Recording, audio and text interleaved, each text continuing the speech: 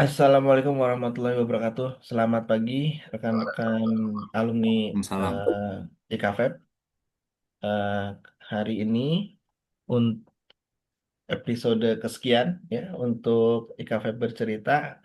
Kali ini guest eh, kita adalah Kang Ibo, ya, Kang Irfan Fatur Rahman atau biasa dipanggil Kang Ibo, FEB 2003. Terima kasih Kang Ibo, Hatur Nuhun sudah menyempatkan. Kali ini kita topiknya cukup menarik gitu ya, terkait dengan financial operation. Kebetulan Kang Ibo ini adalah head division ya, atau kita nyebutnya departemen head atau division head ya kalau di pas kita. Divisi kan sekarang Divisi bahasa ya, Indonesia aja. Divisi udah ganti semuanya jadi bahasa ya, Indonesia. ya, ya. Head division dari finance dan salah satunya membawahi eh, mengontrol eh, operasional dari finance gitu. Nah, ini kita akan coba diskusi ya. Em, Karena financial operation ini di setiap company eh, dia mengatur, eh, menjaga sebetulnya menjaga going concern-nya dan menjadi salah satu indikator eh, yang bisa mendeteksi ketika satu company ini dia eh, perlu, eh, atau mendeteksi ketika satu perusahaan ini punya masalah liquidity atau eh, apa eh, apakah ada isu-isu terkait going concern gitu. Nah, ini pembahasan kita akan fokus ke sana. Kang Ibo, kita mungkin mulai biasa nih sebagai FEB, sebagai alumni FEB gitu ya. Waktu itu pertama kali milih FEB Unpad gitu ya sebagai salah satu pilihan jurusan setelah pas SMA tuh ceritanya gimana Kang? Siap. Hari tahun Kang Ogi. Pertama mungkin Bismillahirrahmanirrahim. Assalamualaikum warahmatullahi wabarakatuh. Puji syukur, Alhamdulillah kita bisa berkumpul hari ini, gitu ya. Terima kasih teman-teman yang menyempatkan hadir. Terima kasih juga Kang Ogi sudah mengundang untuk berbagi cerita di acara Cafe 4. Mudah-mudahan semuanya masih dalam kondisi sehat. Cuaca memang tidak menentu, tapi kita semua mungkin alhamdulillah masih diberikan kesempatan sehat. Menarik kan tadi yang apa namanya disampaikan. Mungkin saya sebelum ke yang tadi saya cerita awal mula kenapa bergabung di acara ini. Pertama kali dikasih judul sama Kang Ogi, saya langsung googling kan. Bahasanya hese, Inggris saya kan destroy dari dulu gitu kan. Tapi memang cocok dengan apa yang dikerjakan sehari-hari gitu. Apa namanya nanti mungkin nyampe ke sana. Kalau misalnya di awal tadi kenapa memilih Unpad, saya teh termasuk orang yang apa namanya mungkin cepat puas dan dulu itu menghindari konflik dan tantangan kan karena orang Bandung gitu satu-satunya saya di apa namanya di IPS, SMA-nya IPS, mana sih yang paling bagus di Bandung gitu, kemudian prestisius ya. Kalau dulu kan negeri masih sangat prestisius ya Kang ya, beda sama sekarang gitu. Kuliah negeri itu ya satu-satunya di Unpad dan eh, ranking pertama dulu, kalau saya nggak salah dulu itu ya akuntansi Unpad dibanding dengan yang lain gitu. Jadi ya targetan ya memang ngejar itu dan alhamdulillah ternyata lolos juga walaupun dengan segala apa namanya keterbatasan lah gitu. Itu mungkin kalau memang dulu mah presisius sekali dengan akuntansi Unpad teh. Gitu kan. Jadi pilihannya eh, yang cukup, apa ya, mudah aja pokoknya IPS paling prestisius gitu kan. Iya. Dan itu memang FEB itu memang dia paling tinggi ya kurang lebih kalau Hmm, misalnya diikuti sama hukum. Tapi nggak tahu sekarang. Tapi kayaknya sih masih untuk IPS kayaknya kita sama hukum masih hmm, masih inilah bersaing gitu ya. Nah, eh kayaknya ini juga terefleksi di eh, pilihan profesinya setelah lulus mungkin ya. betul. Ini kan Kang Ibu ini sebetulnya setelah lulus langsung masuk di Waskita gitu ya. Nah, itu perjalanan gimana tuh, Kang Ya, Ibu? ya, ya. Balik lagi mungkin bentar saya ini ada yang Kalau angkatan saya mah bebas lah ya ngomongnya. Kalau angkatan saya semua, intinya ya balik lagi kan, memang bukan untuk dicontoh sih, tapi kan orang beda-beda ya. Yang tadi saya bilang, saya itu termasuk orang yang cepat puas gitu kan. Terus ya targetan itu nggak pernah muluk-muluk yang ada di depan mata gitu. Dulu eh, kuliah pun gitu ya nggak so-so lah kuliah. Saya 6 tahun alhamdulillah menghabiskan dana apa subsidi pemerintah. Jadi saya masuk 2023, kemudian lulus 2026. eh, Banyaknya eh, mungkin kalau orang lihat banyak aktif di kampus padahal sebenarnya itu pelarian juga gitu. eh saya masuk hima 3 kali sampai dikeluarkan oleh bapak yang memoderati. Saya dikeluarkan di kepengurusan hima saya yang ketiga, terus saya juga masuk di apa namanya di BEM. Akhirnya di tahun ke-6 saya lulus, terus pada saat itu kenapa saya memilih Waskita? Karena memang Waskita lagi buka rekrutmen besar-besaran. Kemudian cara rekrutmennya menyasar ke eh, perkuliahan lah gitu ya.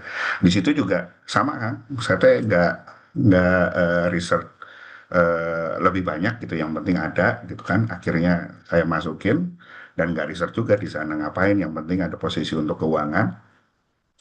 eh itu juga kayak ya pelarian aja lah gitu udah lulus apa namanya eh ikut tes 6 bulan karena berlapis-lapis gitu alhamdulillah keterima. eh Baru di situ pas riset di tes terakhir karena harus interview dengan direksi, saya baru riset apa sih wasita itu gitu, terus ngapain aja nantinya. Ya memang ternyata perusahaan konstruksi banyaknya ya di apa namanya di operasional konstruksi kontraktor, dan ujungnya nanti kita akan jadi pengelola keuangan di project gitu. Di situ yang jadi banyaknya apa sih ngapain aja di situ. Ketika jadi kayak kayak orang mau renang, masuk dulu baru belajar renang gitu gitu kalau gitu. Jadi banyakannya ceritanya apa namanya karena memang eh, yang ada di depan mata yaitu yang dikejar gitu. Ya, Kang Ibo, ini eh, pengalaman pada saat mengikuti proses screening ya, tes tes gitu kan. Ini itu kan tahun 2009. Berarti sudah 17 tahun. Hmm. Sudah 17 tahun. Nah, sebagai sekarang yang posisinya sekarang Kang Ibo udah menjadi mungkin menjadi yang melakukan screening untuk new entry gitu ya. Nah, apa sih yang membedakan sekarang? Pasti kan kebutuhan 17 tahun yang lalu dengan sekarang itu kan berbeda. Nah, ini sekarang dari sudut pandang Kang Ibo sebagai user, apa yang menjadi perbedaan yang paling signifikan? eh Kalau person udah pasti beda ya Kang ya. Apa namanya beda zaman. Tadi kita sebelum ini kan kita banyak diskusi juga eh, terkait dengan person itu udah pasti berbeda. Kemudian cara apa namanya menganalisa dan mengadaptasi terkait dengan satu masalah itu beda. Jadi sekarang mungkin kalau kita lihat di apa namanya di kebutuhan banyaknya lebih ke personal apa namanya personality, mana yang lebih fit in dengan kondisi perusahaan. Kalau mungkin di tempat saya kan di Waskita apa namanya data publiknya mungkin sekarang udah bisa gampang lah gini kondisinya seperti apa gitu kan. Posisinya seperti apa dan apa yang sedang terjadi gitu kan. Jadi yang pertama dilihat adalah sejauh mana apa namanya person ini mengikuti hal tersebut gitu ya, interestnya seperti apa. Karena lagi-lagi yang dibutuhkan masing-masing company, masing-masing entity itu beda. Kalau di kita yang sekarang balik lagi ke judul mungkin. resiliennya gimana nih Kang gitu. Jadi ketika dia tahu kondisinya seperti apa, ya eh, bukan bukan untuk yang main-main lah kalau misalnya di sini. Jadi kayak misalnya mau mau ada orang ngelamar gitu, eh, apa namanya mau ngelamar anak saya gitu, saya tanya dulu, kamu beneran mau nikah, mau mau ngelamar atau mau main-main gitu ya, lebih lebih ke situ sih Kang. Kalau misalnya eh, apa namanya eh, apa hard skill mah masing-masing pasti udah lebih lebih jauh dari kita lah kan, lebih jauh dari kita.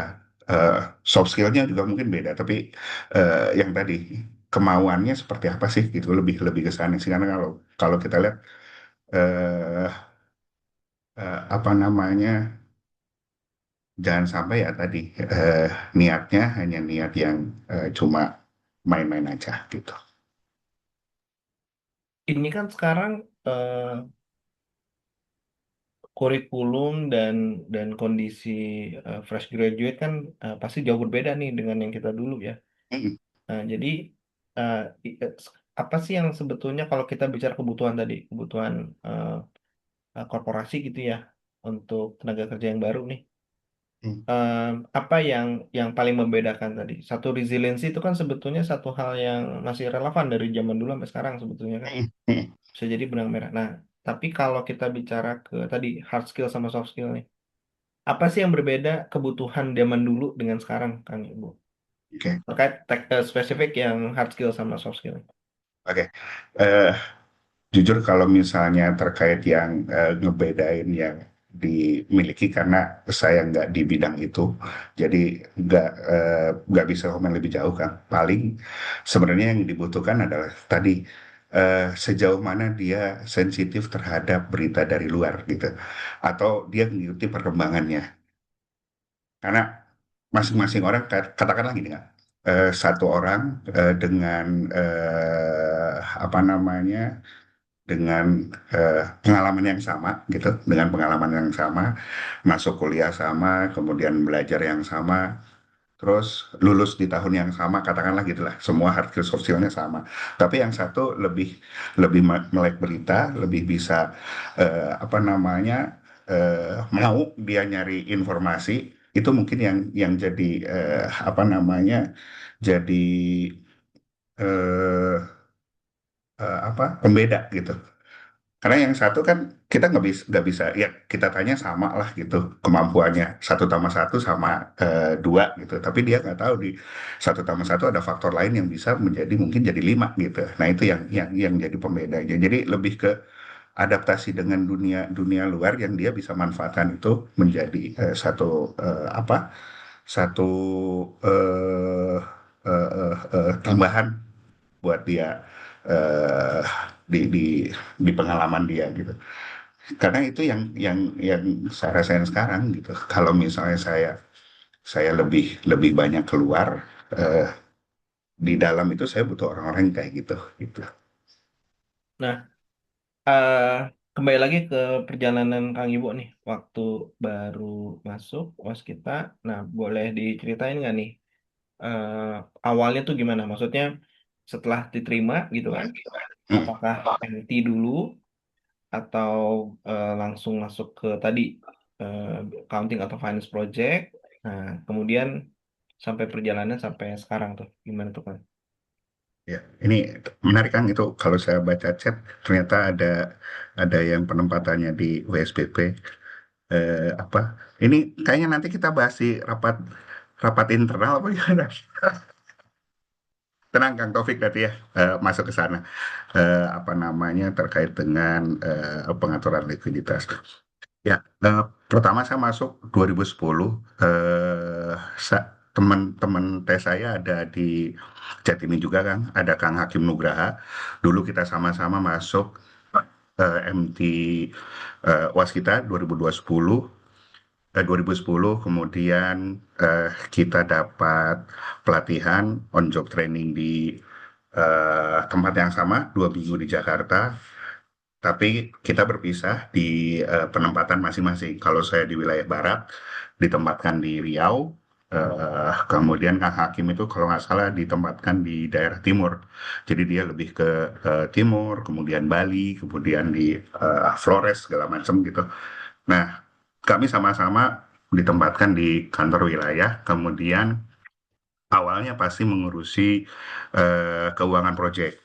Saya dulu apa namanya eh, mendapatkan penempatan di dua proyek. Satu proyeknya membuat kantor di dalam kilang, terus satu lagi bikin silo.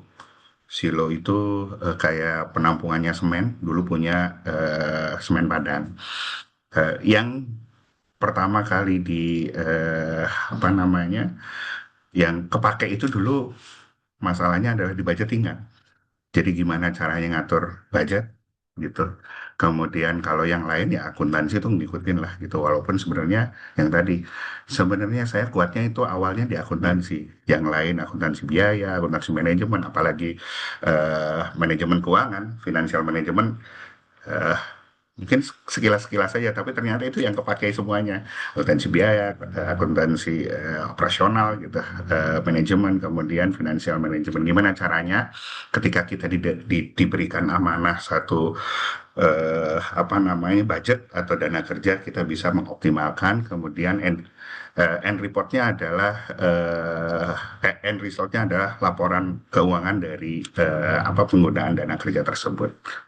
Jadi pertama di project, kemudian setelah itu saya ditarik untuk karena kita sudah mulai dulu tahun, saya lupa tahunnya mungkin 2014 2015, kita sudah mulai laporannya dulu masih by sistem tapi yang terpisah-pisah, kita konsolidasi by Excel, kemudian kita mulai rapihkan jadi sistem terintegrasi. Awalnya dulu cikal bakal dari SAP AX gitu. Terus akhirnya sampai dengan sekarang sudah terkonsolidasi semuanya jadi sistem pelaporan SAP yang eh, terkonsolidasi dan komprehensif kan. Gitu. Awalnya dari proyek kan. Ya. Nah, Hmm. itu eh, kan ini supaya mungkin bisa ngasih konteks ke teman-teman yang hadir dan nanti akan eh, apa melihat gitu ya, eh, menyimak.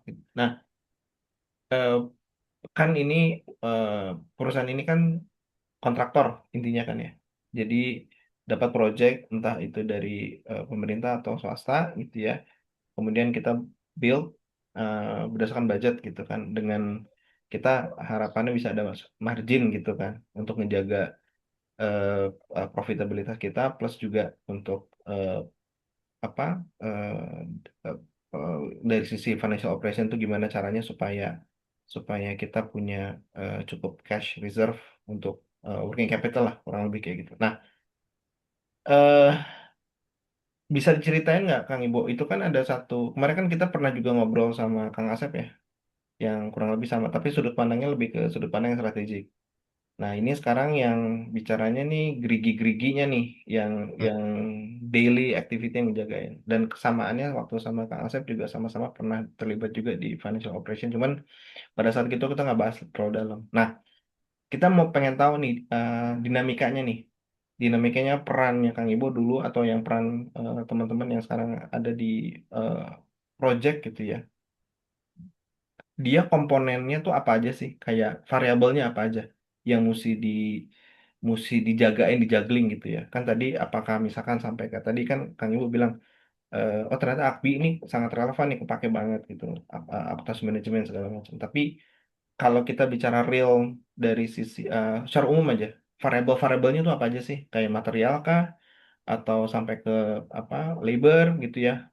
Kemudian atau overhead, ada overhead apa sih? Nah, boleh ceritain nggak Kang Ibu? Ya, ya kalau in detail mungkin sebenarnya apa siklus project gitu ya. Mungkin kita bicara siklus project kan. Apa namanya? Untung sebenarnya saya udah nggak megang ini gitu. Tapi dulu gitu, apa namanya kalau kita bicara siklus project kan tadi benar yang Kang Augi sampaikan. Jadi pertama kan ketika kita mau dapetin project itu kita bidding gitu. Terus bidding itu kan ada apa namanya tender dengan range harga tertentu. Kemudian kalau biasa kami sebut di sana itu biaya konstruksi BK.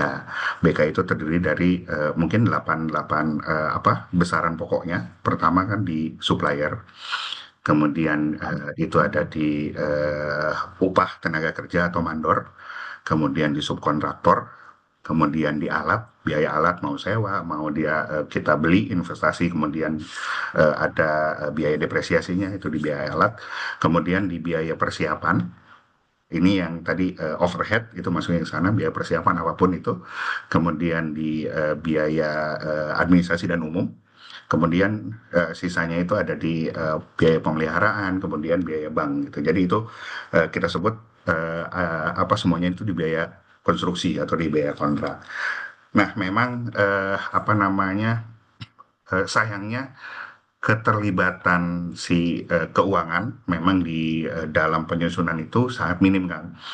Karena memang kalau kita sebut itu adanya adalah di biaya administrasi kontrak itu ada satu bagian tersendiri. Jadi untuk budgetingnya sudah ada tuh. Walaupun sekarang yang sedang kita apa dorong adalah minimum ada beberapa biaya yang harusnya ini adalah controllingnya dari keuangan. Contohnya kalau tadi saya urutin dari 1 sampai 8 itu di nomor 5 sampai 8 itu harusnya adalah controllingnya di keuangan. Jadi ketika kita melakukan apa penyusunan biaya 5 dan 8 itu adalah formatnya atau dari eh, apa namanya yang bisa kontrolnya ada dari keuangan. Gimana dia merencanakan semua overhead gitu, kemudian biaya banknya berapa yang harus dia keluarkan, biaya berapa yang harus cadangkan, itu wewenangnya di apa di keuangan. Nah dari situ apa sudah kita dapatkan proyeknya, baru pengelolaannya. Dana kerjanya itu masuk ke keuangan, kemudian nanti keuangan tuh yang berkoordinasi dengan semua bagian, mana yang harusnya menjadi pos satu untuk pembayaran supplier, mana yang harusnya pembayaran ke pos 2, pos 3, pos 4, pos 8. Nanti itu kan masalah budgetingnya. Tapi yang terutama nanti yang harus di apa lakukan oleh bagian keuangan, bagaimana dia mengatur eh, apa namanya arus keuangannya supaya eh, apa yang dia dapatkan bisa dia salurkan dengan time frame yang pas. Jadi tidak ada gap financing dari situ gitu. Ke situ mungkin kalau jadi variabelnya yang tadi kalau kita biasa bilang itu biaya konstruksi. Jadi ada dari mulai supplier sampai dengan overhead, Hmm. biaya bank dan biaya apa namanya administrasi dan umum yang harus Ya. dilakukan. Nah, jadi nah ini kan eh, kalau yang budgetnya yang sifatnya teknis konstruksi Hmm. itu kan mungkin di engineer gitu ya. Di engineer benar. Nah, ada biasanya ini prakteknya gitu ya, prakteknya. Proses validasinya gitu. Karena kan gini, kita berangkat dari yang siklusnya dulu bidding. Kan supaya kita bisa menang, pastikan kita ingin kasih budget terbaik gitu ya. Jadi kan total berapa, kan pasti gitu. Dari yang apa yang ingin dibangun, eh, si pemberi kerja itu kan akan memilih yang costnya paling rendah lah kurang lebih kan biasanya itu seperti itu. Sama mungkin variabel apa atau parameter satunya lagi adalah waktu ya, berapa lama bisa selesai. Proses validasi gimana? Kalau yang konstruksi, kalau kita bicara sudut pandang biaya gitu ya, apakah itu secara prakteknya eh, tim keuangan itu terima beres aja? Jadi oke, nih dari tim apa konstruksi kasih angka, ya udah kita put. Sisanya mungkin kita hanya jagain keluar masuk uangnya aja within the budget gitu ya. Lebih ke kontrol ke sana atau kita juga terlibat di proses validasinya. Nah, itu Hmm. dinamikanya gimana, Kang Ibu? Ya, kalau dulu mungkin seperti itu kan. Tapi yang tadi dibilang mungkin kita kan eh, apa namanya perjalanan eh, apa waktu gitu, bikin transformasi kan beradaptasi gitu. Nah sekarang kalau di tempat saya di Waskita, ketika kita akan bidding itu kita punya satu komite, komite yang terdiri dari banyak lintas divisi. Pertama, pengusulnya tentu dari operasi yang tadi dia ngusulin budget tuh Kak. Jadi apa namanya dari tadi supplier sampai bawah gitu kan. Kemudian mereka harus present kepada satu komite konstruksi yang nantinya mengevaluasi dan apakah si tender ini layak dikejar, layak di apa namanya di bidding atau enggak dari sisi operasional, dari sisi keuangan, kemudian dari sisi tadi risiko-risikonya harus kita tahu gitu. Ini semua lintas divisi. Ada dari hukum, ada dari keuangan, ada dari nah ini validasinya di situ. Jadi saya sebagai keuangan juga saya bisa tuh apa namanya confirm bahwa ini sebenarnya nilainya segini apakah ini make sense atau enggak gitu.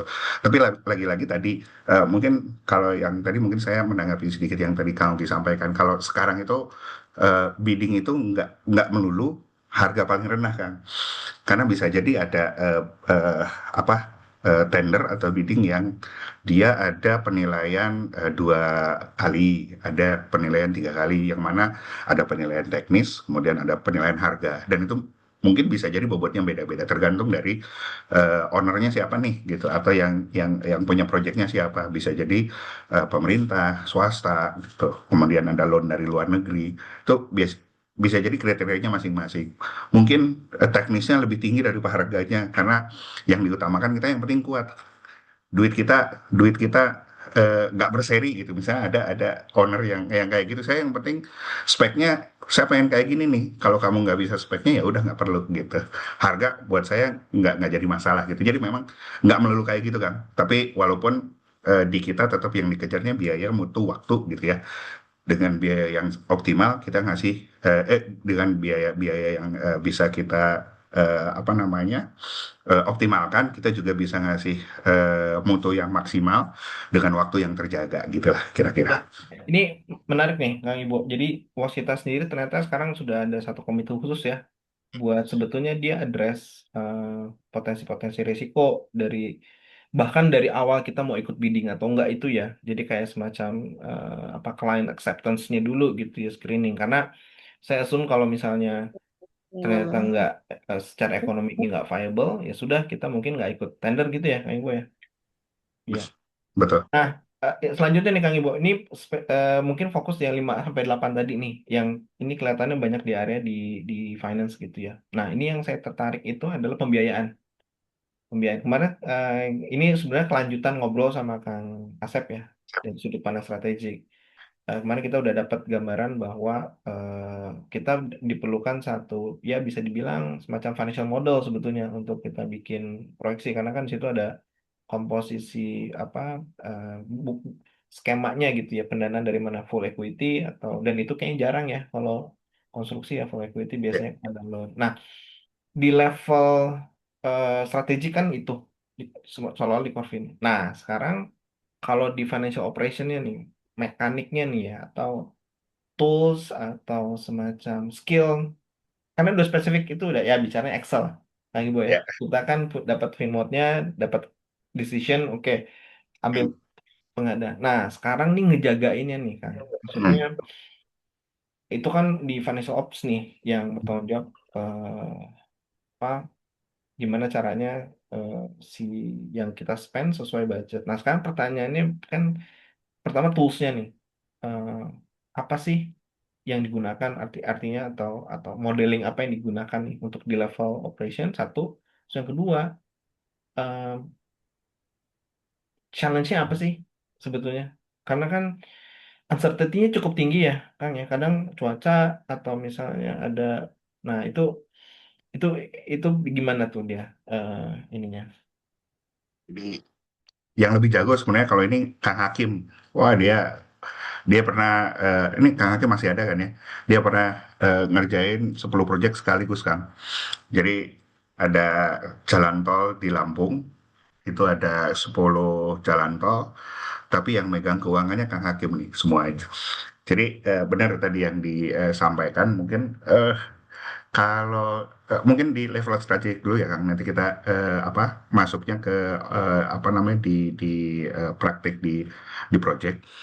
eh, kalau kita tahu lah berita terkait waskita kan kita memang sedang dalam proses restrukturisasi keuangan gitu.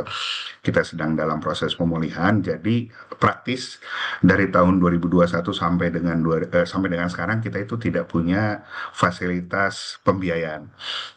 Jadi kami hidup, kami beroperasi fully dari cash in internal. Jadi gimana caranya cash in yang kita dapat dari project-project kita putar sebagai modal kerja. Wah, lumayan, memang lumayan, alhamdulillah, bikin rambut jadi putih kan. Gimana caranya dengan dana yang ada gitu, kita bisa muterin lagi sebagai modal kerja, di mana dia bisa tarik sebagai revenue yang akhirnya menghasilkan cash in kembali gitu. Ini berbanding lurus nih nantinya dengan project-project yang ada. Jadi kita sedang coba develop, kita coba apa namanya eh, latih orang-orang yang ada di project gitu supaya utamanya kan memang tadi di budgeting, tapi yang lebih utama sekarang adalah di cash flow, pengaturan cash flow. Gimana caranya dia bisa eh, memikirkan eh, CCC-nya, cash collection cycle-nya, dari dia mengatur AR dia, supaya pekerjaan ini bisa tepat waktu untuk menagih, dan tagihannya itu bisa tepat waktu sesuai kontrak, kita dapatkan cash in, yang itu bisa kembali lagi sebagai modal kerja di project. Jadi memang saat ini kita alhamdulillah sedang apa namanya cuti dari pembiayaan eksternal kan.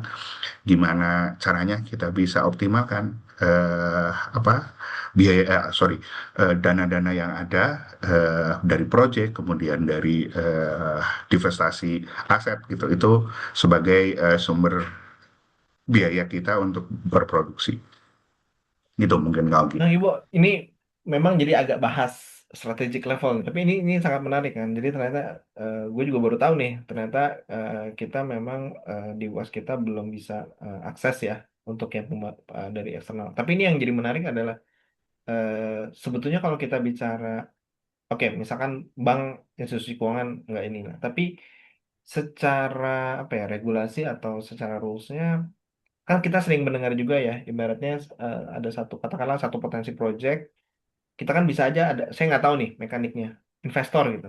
Jadi Ya. ada satu investor dia punya duit gitu ya, apa eh, dia eh, istilahnya bukan yang pemilik pekerjaan. Mungkin nggak, maksudnya begini, mungkin nggak sih ada satu misalkan swasta atau lembaga swasta gitu ya, yang dia boleh deh kalau was kita ada project, info-info ke saya, nanti kita misalnya bagi hasil. Itu tuh satu yang mungkin nggak tuh, pernah nggak ya Kang kayak gitu kan? Eh, Bisa sebetulnya kan. Apa namanya kalau istilah istilah apa namanya istilah sekarang yang lagi ngetren kan KPBU ya, ya, kerjasama pemerintah dan apa bisnis usaha gitu. Jadi antara kita kerjasama dengan siapa, kita yang ngerjain gitu, terus dimodalin dari orang lain. Cuma memang beberapa hal eh, memang ada peraturan yang lumayan rigid tuh terkait itu gitu. Jadi antara kita sebagai kontraktornya, kemudian nanti dia sebagai pemilik modalnya, akhirnya kita berkolaborasi ngerjain satu project, bisa terjadi. Eh, tapi yang sekarang mungkin banyaknya adalah kita kolaborasi dengan konstruksi lain yang memang dia bisa cukup kuat. Akhirnya kita kerjasama operasi mengerjakan satu proyek. Nah itu bisa bisa terjadi. Makanya itu yang tadi, selama kita belum bisa mendapatkan atau mengakses pembiayaan dari perbankan dan non perbankan lah gitu untuk eh, karena risk appetite mereka kan lagi eh, mungkin kurang kurang bersahabat dengan kami. Ini balik lagi nih, yang saya nggak belajar financial management, akhirnya gara-gara ini saya belajar gimana caranya, kenapa perbankan nggak mau gitu, ternyata gara-gara yang tadi kolektabilitas kita masih kurang baik gitu kan. Akhirnya kita ya harus muter otak tuh, gimana caranya yang tadi bisa jadi lewat KSO, bisa jadi kita ngambil proyek-proyek loan yang memang itu kuat pendanaannya, kalau misalnya kita karena kita masih yakin kalau misalnya core bisnisnya Waskita, core bisnis kami sebagai konstruksi masih cukup kuat gitu. Mungkin Kang Ogi atau kawan-kawan di sini ada yang orang Jakarta gitu ya, ke daerah Senayan City gitu kan. Kemudian di situ ada beberapa bangunan sampai ke hotel-hotel di situ. Itu kalau dilihat di Kupas itu yang ngerjainnya Waskita kan. Kecuali ada satu bangunan karena saya lupa itu bangunan yang mana karena memang itu dulu harus dikerjakan oleh apa kontraktor Jepang karena yang punyanya Jepang. Tapi selain itu di situ yang ngerjain gedung-gedung di situ adalah Waskita. Kami yakin kalau kami sebagai core bisnisnya di konstruksi yang masih kuat di situ gitu. Gitu, Kang. Ya. Oke. Nah, kembali ke mungkin di financial ops-nya ya. Tadi kan eh, ternyata untuk dari sisi strategik pembiayaan bisa KSO, bisa KPBU dan skema-skema lainnya gitu ya. Nah, kembali lagi ke core-nya nih di financial ops. Kan kita nih hidup sekarang di dunia yang cukup uncertainty-nya tinggi ya, gitu nggak apa. Nah, boleh tahu nggak kalau dari sisi challenge dari sudut pandang yang paling ngurusin cash flow, yang paling paling uncertainty itu apa nih Kang? Apakah misalkan fluktuasi, saya nggak tahu, bukan fluktuasi lah ya, kejelasan regulasi terkait dengan misalnya UMR, untuk upah yang apa konstruksi gitu ya, atau bahan baku material, atau mungkin tadi kolektabilitas. Kita pun punya piutang kan, pos kita juga punya piutang ya, misalkan kolektabilitas dari piutangnya penyewa kita, artinya cash flow dari penagihan. Nah, itu apa sih yang paling sering mungkin dihadapi eh, eh, konstruksi gitu. Ya. Eh, Mungkin sebelum ke situ saya batasin dulu mungkin ya apa namanya tadi karena kita udah punya komite kan. Jadi proyek-proyek yang sebelum komite dan proyek-proyek yang sudah ada komite gitu. Nah, kalau misal proyek yang sebelum komite memang dulu kan memang variabel uncertainty-nya sangat banyak. Yang pertama mungkin kita dulu itu ngejar yang penting revenue kan. Jadi kalau misalnya ada yang iseng gitu ngelihat apa namanya bukunya Wasita tahun 2018 itu kita 2018 atau 2019 revenue kita itu sampai 40 triliun. Karena kita ngejarnya revenue tanpa ngelihat liquidity ya. Jadi kita ngerjain proyek-proyek yang turnkey gitu, di mana proyek itu turnkey apa kita kerjain beres, tapi kita dibayar setelah proyek selesai. Nah, ketika proyek selesai ternyata ownernya belum punya financial close, belum ada dana. Nah, itu yang akhirnya jadi ngehit. Makanya kita terjadilah apa namanya restrukturisasi keuangannya Waskita. Nah, setelah komite kita benar-benar ngecek proyek-proyek yang akan diambil. Jadi memang nggak ada lagi tuh proyek turnkey. Pembayarannya harus bisa apa namanya dipredik. Apakah itu bulanan atau dia per termin progress. Sehingga kita bisa tahu tuh yang tadi ngatur cash flow gimana ketika kita mau bernegosiasi dengan vendor ya kita back to back kan dengan cash ini yang akan kita dapat. Kemudian risiko-risiko lain tuh gitu. Cuma memang kalau misal tadi sudah di mention juga sama Kang Ogi, uncertainty kalau kita lihat di dunia makro tentu bahan baku. Eh, Kalau kita kalau kita sedang mengerjakan proyek yang fully apa konstruksi gedung jembatan tentu di dalam situ ada baja tuh. Baja itu sangat rentan terhadap apa perubahan ya harga dolar. Jadi kalau misalnya Trump tiba-tiba ngumumin apa, dolar naik, wah itu udah pasti kena. Perangnya Rusia, terus kemarin perang siapa itu udah pasti ngehit. Kemudian yang kedua adalah bahan bakar kan. Jadi apa namanya dua dua komponen itu memang yang paling dijaga kalau dalam proyek ya, dalam ngitung budgeting project. Kalau yang lain seharusnya masih bisa kita apa risiko-risiko uncertainty, walaupun ya tetap itu ngaruh ya, terutama kebijakan pemerintah. Karena kalau kita lihat Waskita kan salah satu BUMN karya yang mana salah satu misinya ya tentu saja untuk apa mensupport program infrastruktur pemerintah. Jadi 70-80% mungkin proyeknya pemerintah kan. Sehingga kalau ada kebijakan yang apa namanya itu mempengaruhi terhadap dunia infrastruktur itu pasti berpengaruh terhadap ya. Contohnya tahun 2025 ketika diputuskan belanja infrastrukturnya pemerintah yang tadinya 140-an something menjadi 30. Tentunya kan apa pasarnya yang targetannya infrastruktur ini harus dibagi ke beberapa eh, pemain infrastruktur ya akhirnya itu yang berkurang. Seperti itu mungkin Kang Anggi. Ya, ini menarik Kang yang baja tadi ya. Ini maksudnya artinya kan tadi sangat tergantung kurs dolar ya. Itu boleh ceritain nggak? Maksudnya kan kita kan sebetulnya di Indonesia sendiri ada produsennya nih, Hmm. gitu ya. Nah itu gimana sih dinamikanya kan? Sebagai sebagai dari yang pengguna ya, sebagai apa yang Produsennya ya tapi kan bahan bakunya tetap mungkin bisa berpengaruh juga kan. Dan apa namanya selain itu ya tadi ada beberapa hal yang bisa kita lakukan misalnya ketika kita sudah tahu nih ada proyek apa di awal tahun kita punya satu divisi khusus yang mana ini sentralisasi untuk pengadaan. Tadi lagi-lagi setelah kita restrukturisasi kita beberapa transformasi dilakukan salah satu kita bentuk pengadaan terpusat gitu.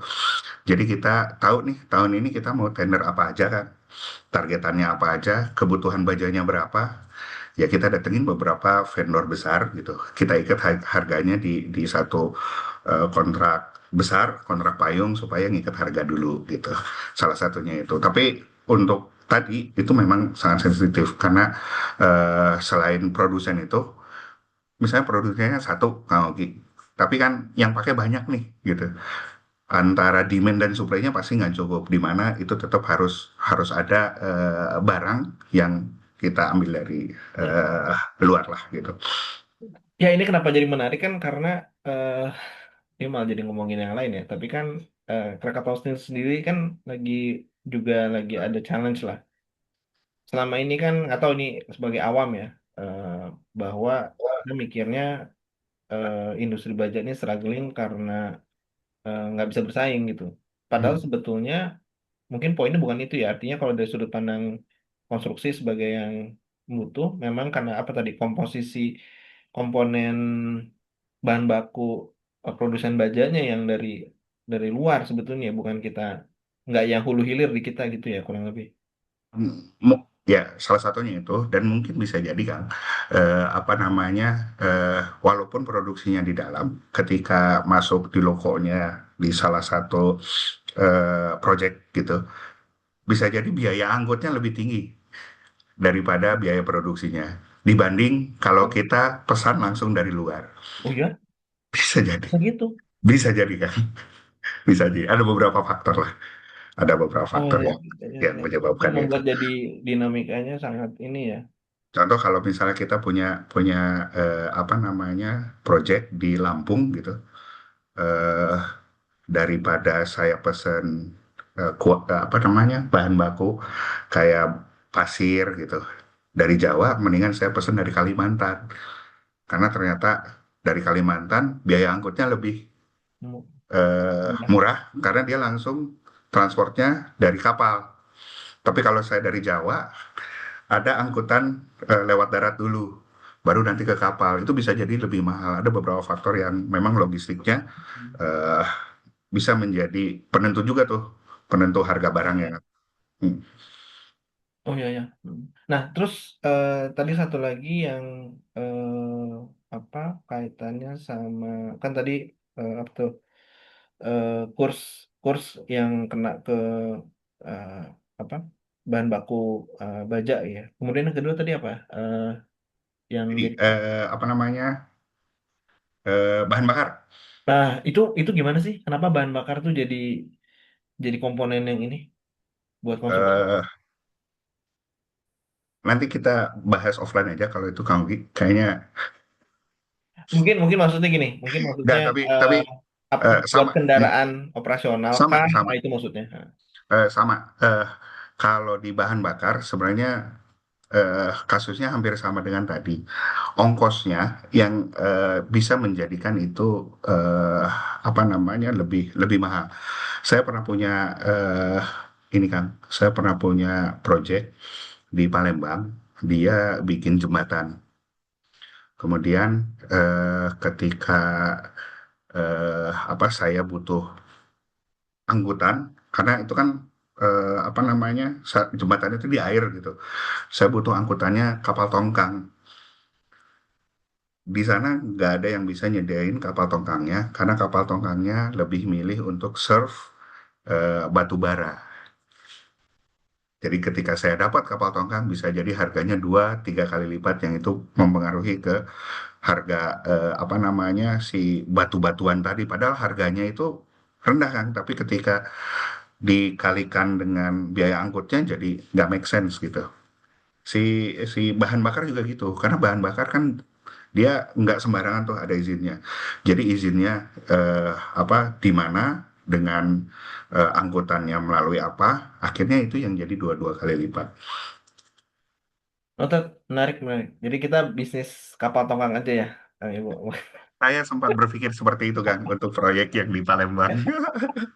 Nah, kembali ke tadi kita udah bahas variabel-variabelnya apa aja. Nah, sebagai yang mungkin Kang Ibo terlibat ya di komite dari sudut pandang keuangan, ini apakah salah satunya juga dilakukan dalam proses screening tadi ya untuk pertimbangan-pertimbangan tadi, apakah suka nyusun cost sensitivity sensitivity analysis juga Kang, Ya, dari ya sudut pandang pasti. keuangan. Nah, itu gimana ininya apa namanya Hmm. apa proses pembuatannya kalau di tim tim Kang Ibo sendiri gimana, dan apakah teman-teman dari yang fresh grade atau mungkin level senior staff ini terlibat, dan ekspektasinya apa sih sebetulnya nih, kaitannya sama teman-teman IKP adalah ingin memberikan gambaran buat teman-teman yang masih kuliah ya, dan apa saja yang mungkin bisa dipersiapkan karena kan eh, belum tentu mungkin kita pelajari konteks atau konsep sensitivity analysis, tapi mungkin prakteknya ya, karena kan nggak semua mata kuliah jadi praktikum. Nah, boleh ceritain nggak, Kang Ibu, mungkin di sensitivity analysisnya? Kalau di level project di keuangan sekarang divisi keuangan yang tadi terlibatnya adalah di eh, apa assessment terhadap project yang akan diambil gitu. Jadi ketika akan proses tender, semua ada proses pendampingan, masing-masing divisi kan memberikan input dan masukan di sana dan challenge terkait dengan semua asumsi yang dibentuk di cash flow yang disusun oleh masing-masing divisi tadi kan. Jadi kita eh, apa eh, ibaratnya mungkin kita eh, gali satu-satu tuh akun per akun, kemudian asumsinya seperti apa, sehingga ketika kita kasih challenge ternyata tidak sesuai ya kita samakan mereka harus balik lagi sampai itu sesuai. Itu kalau di level project. Kalau di level yang lebih strategik mungkin divisi keuangan itu yang pertama kita punya satu bagian yang namanya itu budgeting. Kalau sekarang kita rubah di perencana keuangan. Jadi di situ kita menyusun rencana kerja anggaran perusahaan dalam 1 tahun. Jadi kita kumpulin nih, kumpulin semua rencana kegiatan dari semua apa divisi operasional dan divisi apa di pusat rencananya apa, kemudian secara keuangan budgetingnya gimana. Ketika kita dapetin, ya kita susun asumsi-asumsinya berdasarkan yang pertama aspirasi dari pemegang saham, yang kedua dari apa asumsi-asumsi makro tadi Kang. Anggaran pemerintahnya gimana sehingga berpengaruh terhadap pencapaian produksinya. Kalau itu berpengaruh berarti berpengaruh juga kepada biaya konstruksinya. Kalau biaya konstruksinya terpengaruh, nanti kita lakukan penyesuaian juga kepada biaya administrasi atau yang akan bilang tadi overheadnya gitu. Apakah memang dengan produksi yang misalnya 10, eh, kita coba analisa lagi bekerja sama dengan divisi yang lain gitu. Apakah pegawainya 1.000 sekian itu masih relevan atau memang harus ditambah atau memang harus dikurangi? Ya, di situ fungsinya budgeting. Kemudian yang kedua ada di Corvin. Corvin ini yang tadi berhubungan dengan perencanaan keuangan pembiayaan. Tapi karena kita sekarang sedang tidak ada pembiayaan, kita lebih ke fokus kepada eh, apa namanya penyusunan rencana pembayaran semua kewajiban, baik itu obligasi, kemudian perbankan gitu. Yang terakhir baru di treasury. Ini di bagian cash in, di collection dan cash out. Nah ini benar-benar yang tadi kalau kita hubungkan ke siapa yang menganalisa sensitivity going concern-nya ini di secara secara apa namanya secara short term-nya kan ini di bagian treasury.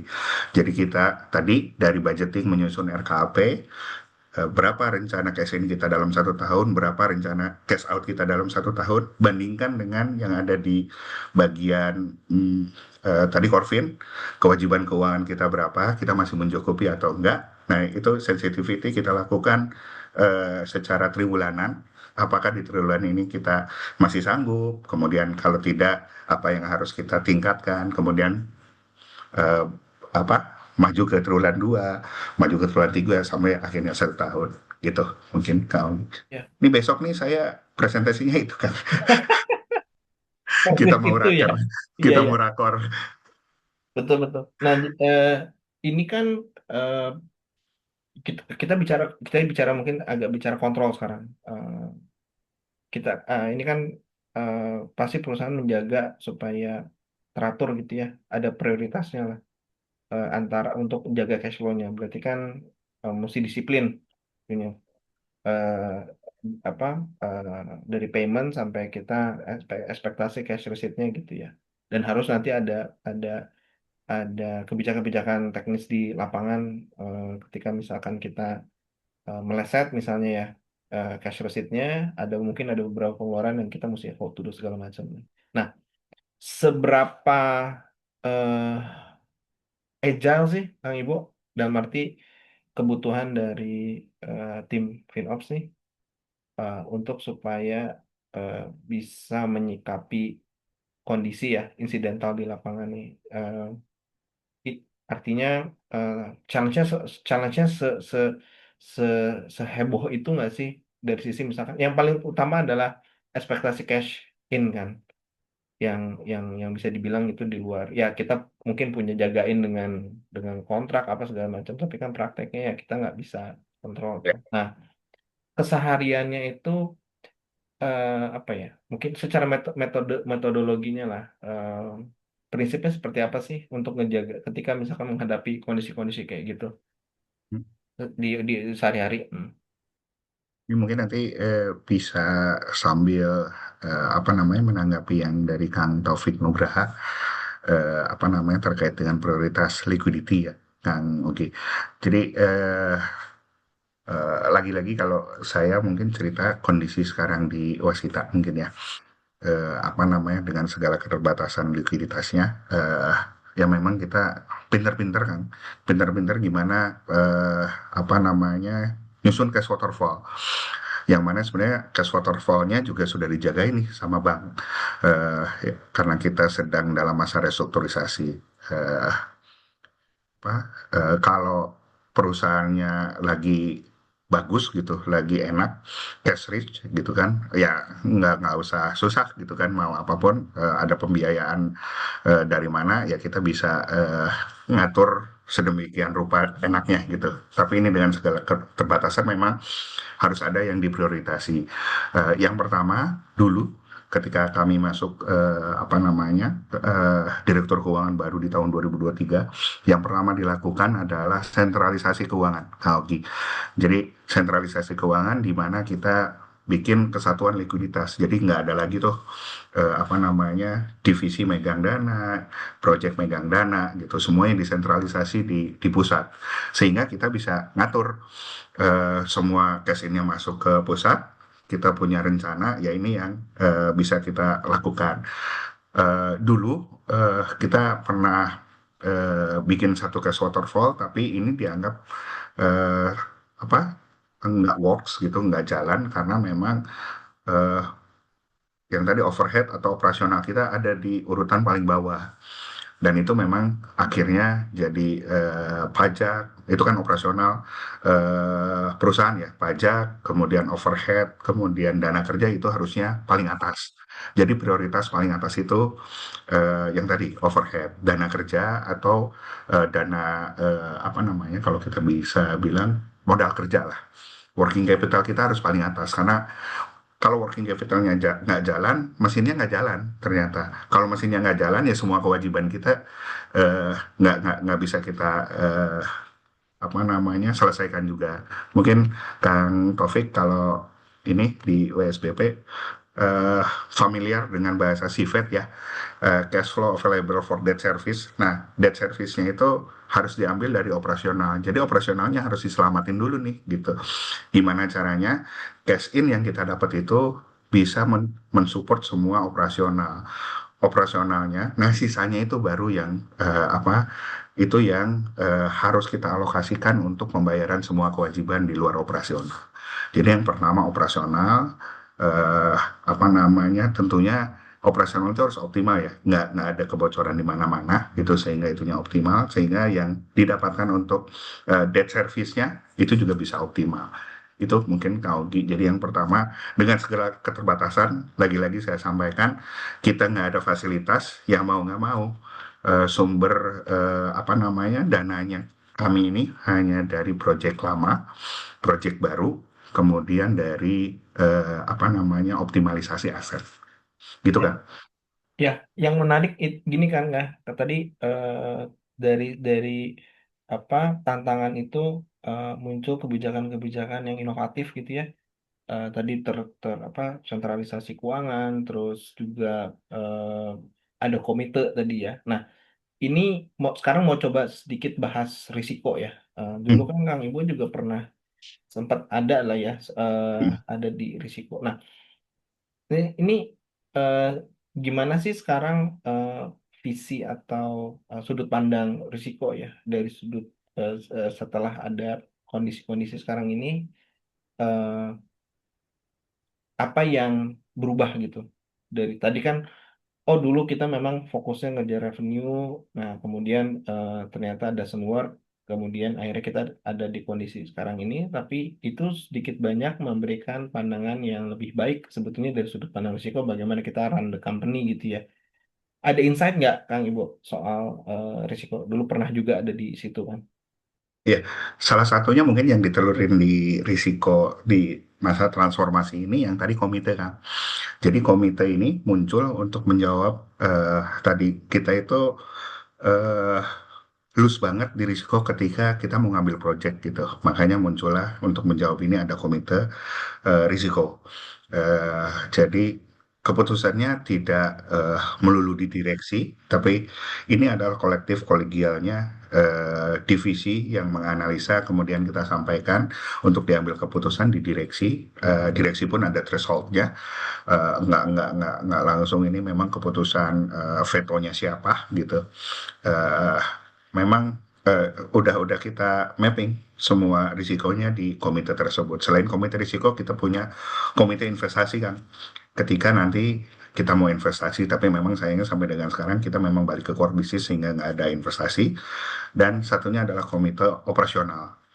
Jadi tadi komite konstruksi itu ketika nggak mau ngambil tender project, tapi kalau proyeknya sudah jalan dan ternyata di tengah jalan ada masalah, itu balik ke komite. Komitenya adalah komite operasi. Sama, ada divisi risiko, kemudian ada divisi apa keuangan, ada semua divisi di sana, masing-masing memberikan input untuk apa namanya, gimana caranya solve si masalah yang ada di proyek tersebut gitu.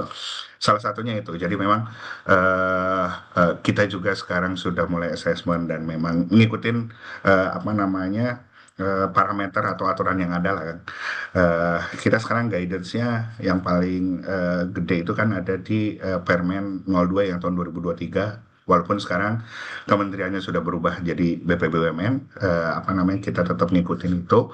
Kemudian kita sedang menunggu turunan dari Undang-Undang BUMN baru yang nanti akan dilanjutkan oleh Danantara. Jadi resikonya eh, balik ke sana gitu. Kemudian yang tadi tuh eh, sentralisasi itu juga untuk menjawab risiko-risiko adanya kebocoran alus sampai kebocoran gede kan, di mana kalau kita tahu berita ya apa namanya beberapa hal lah kita kesampingkan itu karena antara apa hal tersebut gitu dengan operasional kan berbeda gitu. Kita sekarang lagi mengedepankan kalau awalnya ada hanya risiko, kita sekarang udah governance, risk, controlling, dan compliance. Jadi di dalam satu bagian, satu divisi risiko itu, ya masing-masing sudah lihat tuh tata kelolanya. Tata kelola berarti aturan-aturannya kan.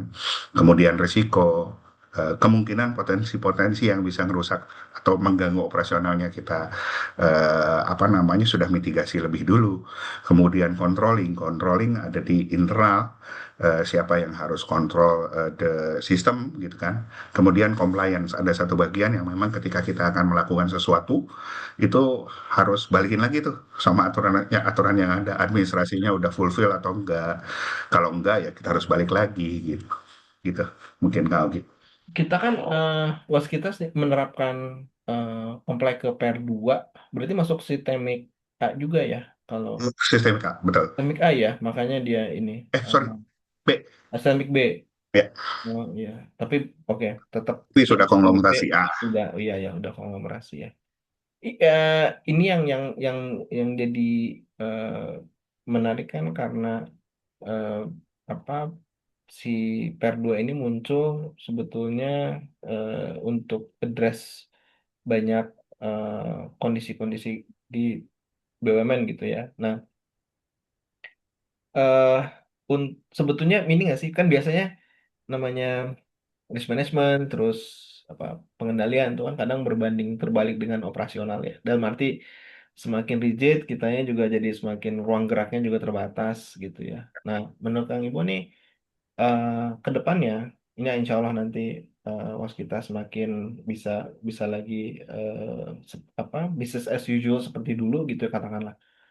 Masih tetap masih relevan nggak sih si si apa PR2 ini atau mungkin nggak spesifik PR2 lah, tapi semua kaidah-kaidah risiko dan tata kelola yang sekarang semakin ketat gitu ya, semakin makin governance semakin kuat lah gitu. Nah, kedepannya akan jadi isu lagi nggak bahwa oh kita terlalu rigid nggak ada ruang gerak untuk ini. Kalau menurut pandangan Kang Ibo sendiri gimana dari keuangan?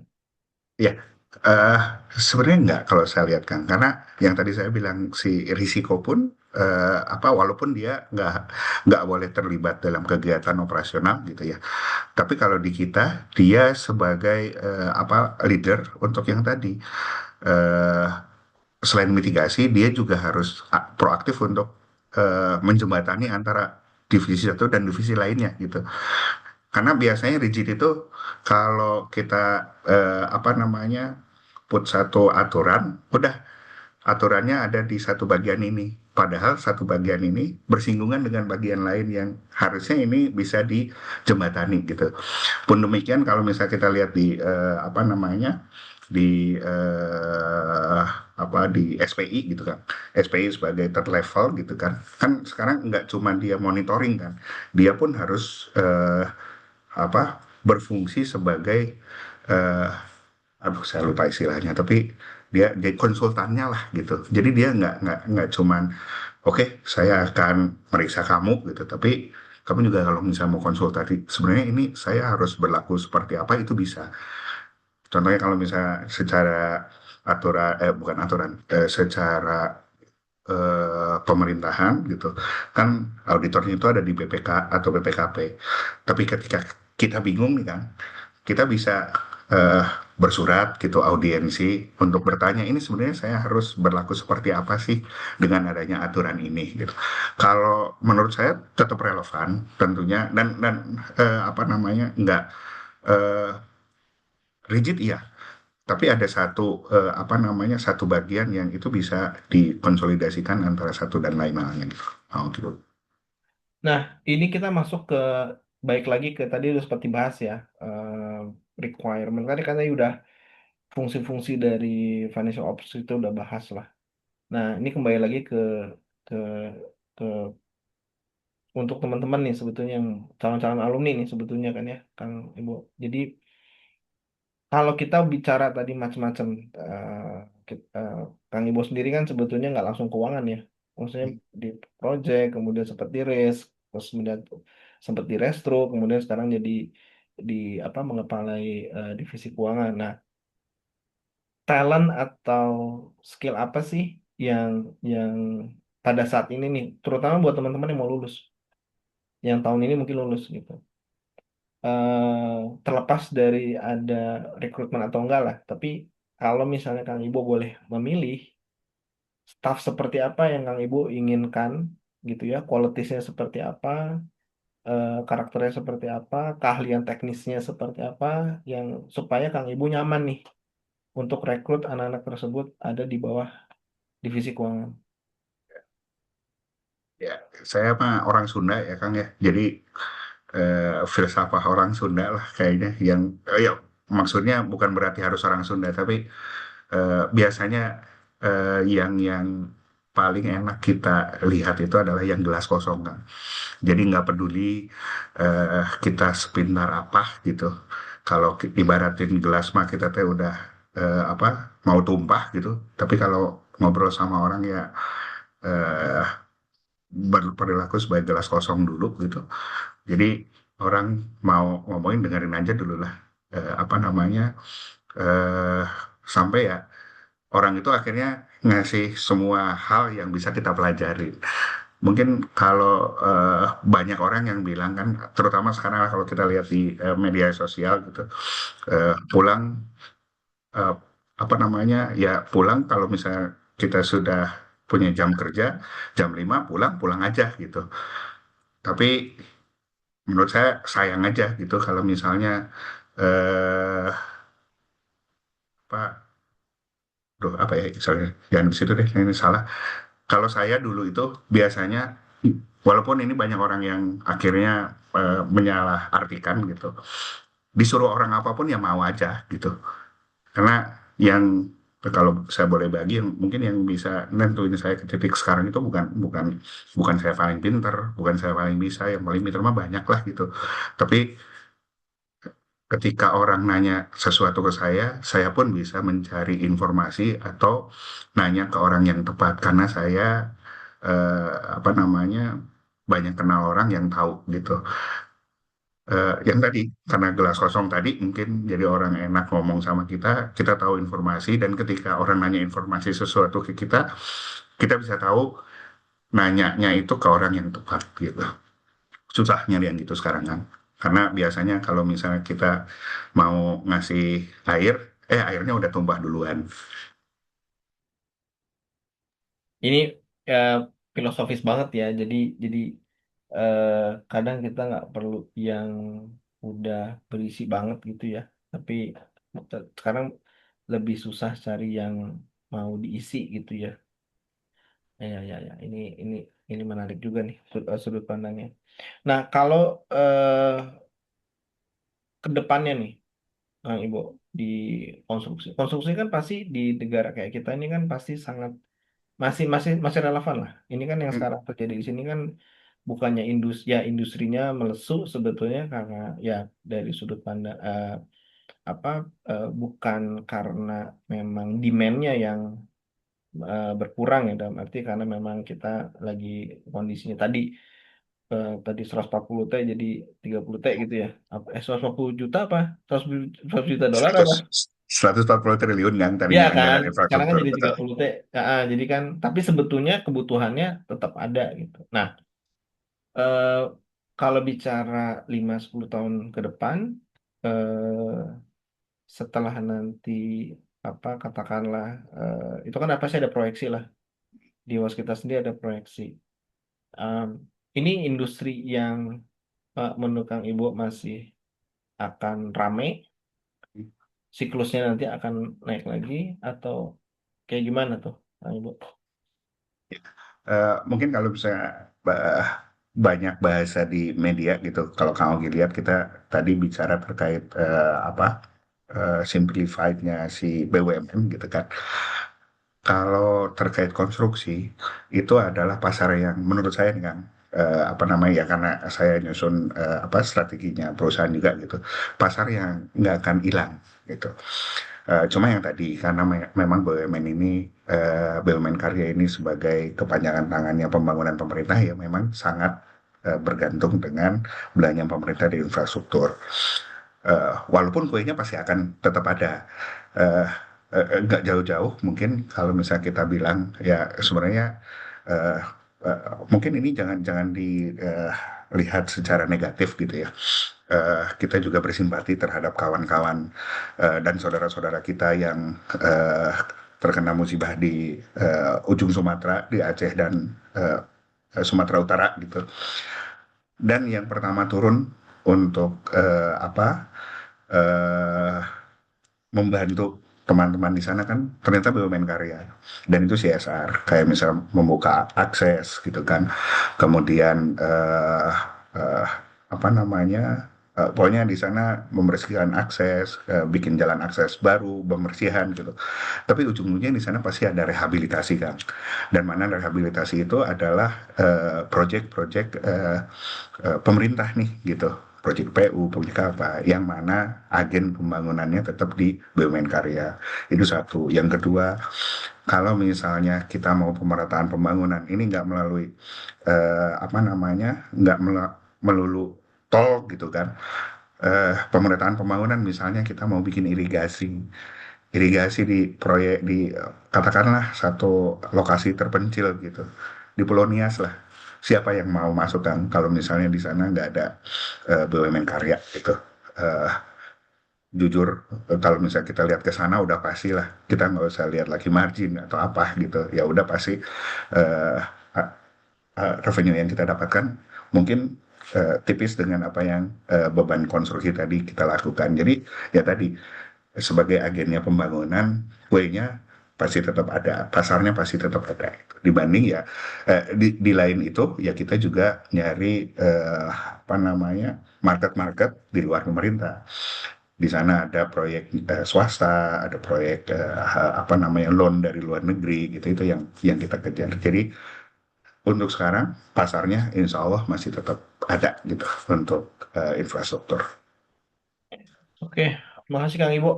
Teman-teman kalau ada yang mau tanya nanti boleh di chat atau langsung unmute ya. Oke, Kang Ibo, ini sekarang kan kita masuk ke apa eranya eh, banyak gini. Mungkin kalau di pasar tenaga kerja dulu kan sempat ada eh, industri teknologi, industri teknologi lah.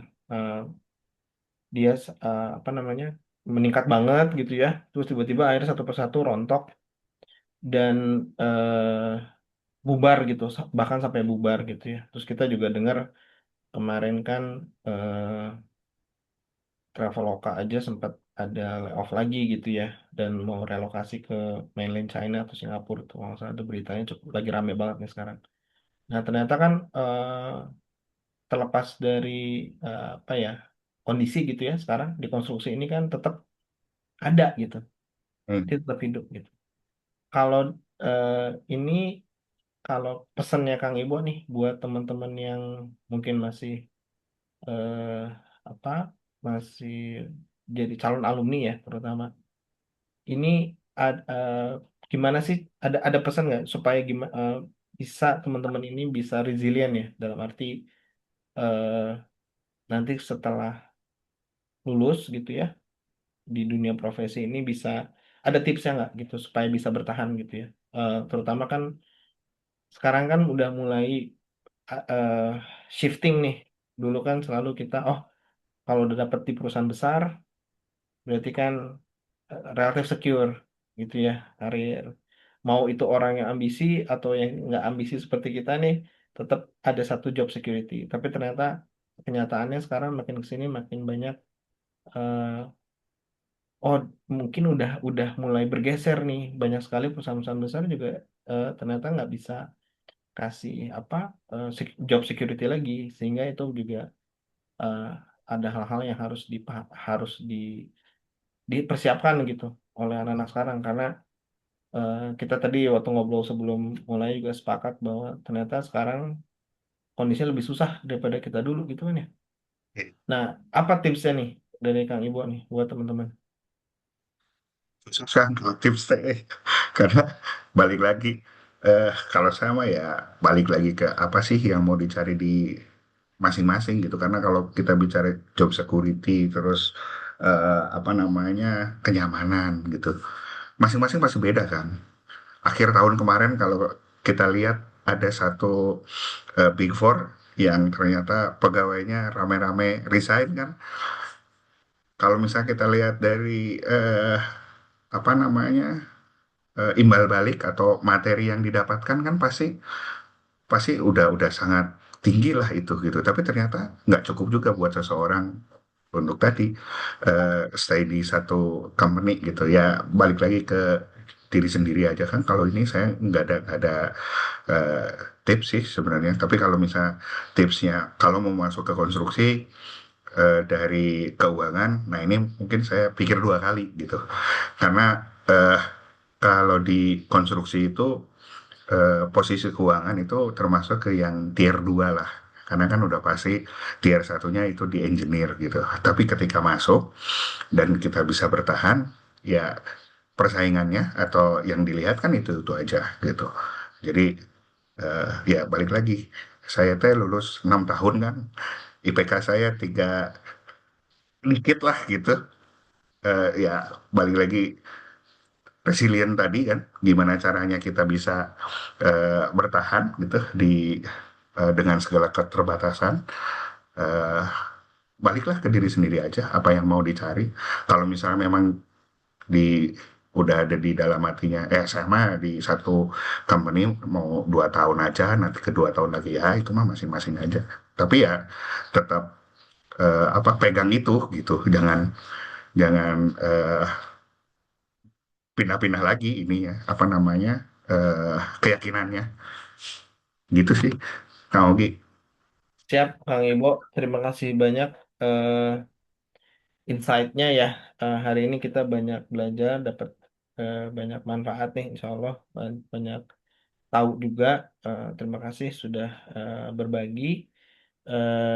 Ini mungkin kita bisa akhiri dulu sepertinya karena teman-teman lebih pengen ngobrol kayaknya nih sama Kang Imo. Ini soalnya nih kebanyakan 2003 nih gitu. Oke, Ya, eh, baik ini mungkin kita akhiri sesi Kafe Bercerita untuk kali ini. Terima kasih sekali lagi Kang Ibu FEB 2003. Semoga semakin lancar diberikan kelancaran untuk pekerjaannya, di karirnya, di untuk menjalani tantangan-tantangan di pekerjaan. Semoga sehat selalu. Terima kasih teman-teman yang juga sudah hadir. Ada Kang Fani, Kang Teh Maya, ada ini Kang Tri ya, kemudian Dika, Adi, Kang Iqbal, sama Faisal. Oke, terima kasih. Mungkin saya tutup. Wassalamualaikum warahmatullahi wabarakatuh. Selamat pagi. Sehat-sehat, Kang Teteh. Waalaikumsalam warahmatullahi wabarakatuh ada Kang Iqbal non Kang Iqbal Kanupis, Kang Ibo, Kang Ogi. ya